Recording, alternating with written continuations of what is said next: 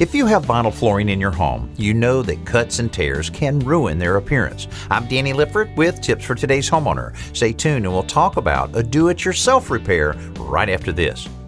Need a proven go-to solution for your next tile project? Use what the pros use. Prism Ultimate Performance Cement Grout by Custom Building Products is ideal for virtually any tiling project. It offers consistent color without any modeling or shading. Its lightweight formula makes it easy to use and spread. Not only that, it's highly stain resistant, sets in just a few hours, and is available in 40 colors. Find it at the Home Depot. Prism Grout from Custom Building Products. We know grout. Count on Custom.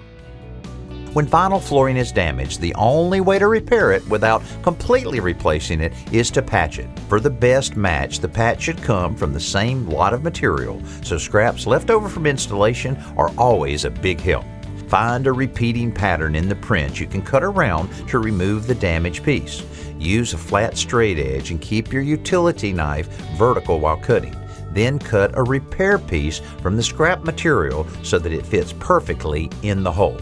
Vinyl glue on the subfloor will hold the patch, but you'll need to clean up any excess glue with some mineral spirits.